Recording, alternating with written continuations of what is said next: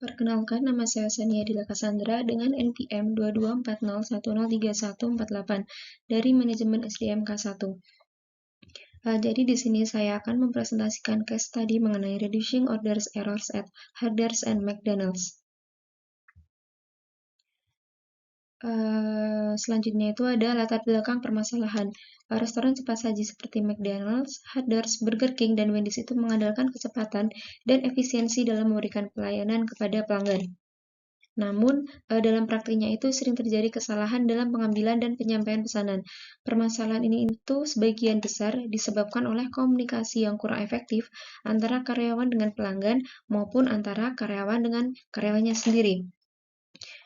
Selanjutnya, masalah komunikasi ini muncul karena beberapa hal. Yang pertama, multitasking yang berlebihan. Karyawan itu mengambil pesanan sambil menghitung uang dan mengisi minuman. Yang dimaksud dalam hal ini itu kadang ada satu karyawan itu diberikan job banyak secara tidak langsung, seperti satu karyawan dengan job menjadi kasir, terus taking order pesanan, dan juga mengambilkan pesanan. Terus yang kedua ada kendala bahasa. Apalagi di restoran cepat saji seperti McDonald's, Hardee's, Burger King, dan Wendy's itu sering kedatangan pelanggan dari luar daerah. Jadi mungkin dari karyawannya itu kurang memahami dari bahasa mereka. Terus yang selanjutnya ada kurangnya pelatihan komunikasi. Nah, dari latar belakang permasalahan tadi, ada alternatif solusi yang bisa diterapkan. Yang pertama itu ada penerapan kios layanan mandiri dan pemesanan lewat aplikasi.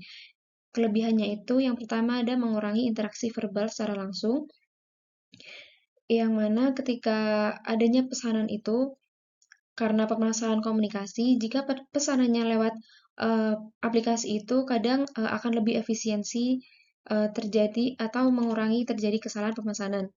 Karena yang membeli itu akan langsung memberikan koreksi atau tambahan catatan di dalam pesanan.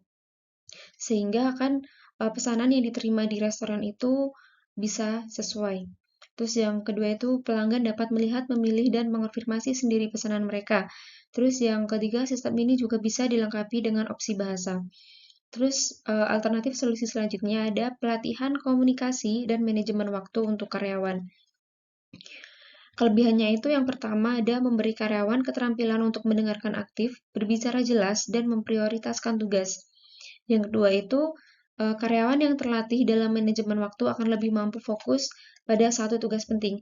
Jadi dalam hal ini itu karyawan akan fokus pada satu jobnya, tidak jobnya itu tidak double-double seperti yang sudah dijelaskan tadi, seperti multitasking.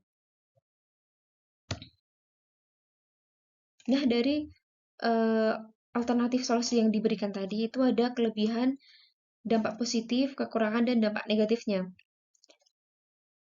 Untuk kelebihan dan dampak positifnya itu mengurangi beban kerja karyawan, jadi karyawan itu akan lebih fokus dan tidak stres, sehingga dalam memastikan pesanan itu akan lebih baik, yang nantinya itu akan memberikan kepuasan dari pelanggan dan meningkatkan efisiensi serta kecepatan. Dengan hal itu, perusahaan itu akan mendapatkan citra positif dari segi layanannya, citra positif dari segi layanan yang diberikan. Terus dampak positifnya itu yang pertama ada loyalitas pelanggan meningkat, produktivitas dan semangat kerja staf yang meningkat, dan potensi keuntungan jangka panjang yang bertambah. Terus selanjutnya ada kekurangan dan dampak negatif dari alternatif solusi. Kekurangannya itu biaya awal yang tinggi untuk teknologi dan pelatihan. Pelanggan yang tidak terbiasa dengan teknologi bisa sedikit kebingungan karena mungkin ada teknologi baru yang baru mereka kenal, terus perlu waktu untuk adaptasi dan evaluasi pada sistem baru.